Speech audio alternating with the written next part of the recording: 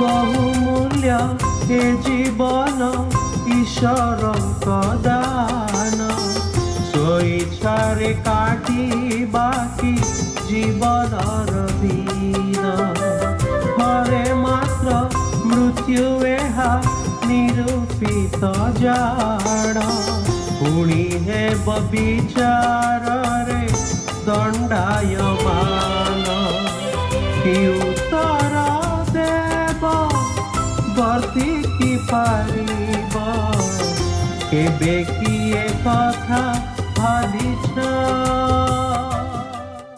प्रिय श्रोता बंधु प्रभु श्रीख्रीष्ट महत नाम आपको शुभेच्छा।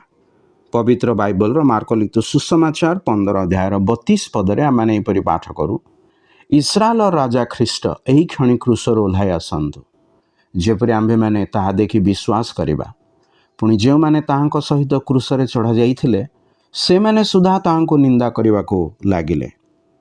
आश्चर्यर विषय यही जे प्रभु यीशुंको क्रूसरे चढ़ाइबा निमंते जो मानकर भूमिका अधिक थिला से माने ताहांको क्रूसर ओह्लाइबा निमंते आह्वान दउथिले। जे आपणा जीवन वाक्य और कार्य द्वारा बारंबार ईश्वरत्वर प्रमाण देले जहाँको संबंधरे स्वर्गदूत ताहांकर अग्रणी बाप्तिजक जोहन एपरिक स्वर्गस्थ पिता ईश्वर मध्य साक्ष्य प्रदान करथिले। मात्र से जे ईश्वरଙ୍କ पुत्र यार अन्य एक प्रमाण से माने चाहुथिले। एहा छड़ा से स्वर्गराज्य संबंधी अनेक निगूढ़ तत्व विषय प्रकाश कले अनेक आश्चर्य कर्म कले एपरिक मृत मानक मध्य उठाइले एही रूपे आपणा ईश्वरत्वर प्रमाण देले तथापि से माने आउ एक चिन्ह दाबी करुथिले। एथिरे प्रभु यीशु ख्रीष्ट क्रुद्ध हेले।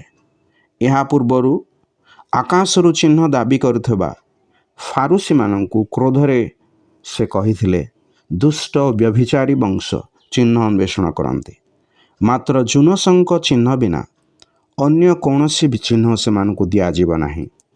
ଏଥିରୁ ଉପନୀତ ହେବା ଯେ ଯେଉଁମାନେ ଚିହ୍ନ ଦାବି କରନ୍ତି ସେମାନେ ଦୁଷ୍ଟ ଓ ବ୍ୟଭିଚାରୀ।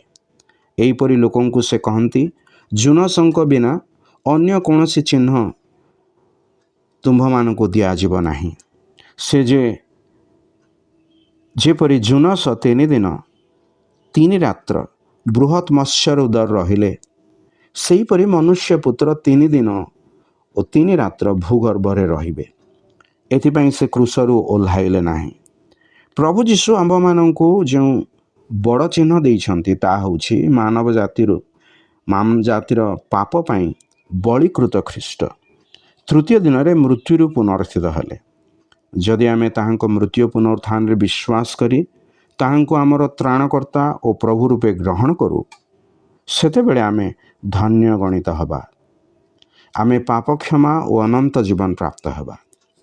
तेबे प्रिय बंधु आमको दुष्ट व्यभिचारी बोली कहुजिब ना आमे धन्य बोली गणित हबा ए आपण निजे स्थिर करंतु। ईश्वर एथिपाई आपनको साहाय्य करंतु। धन्यवाद।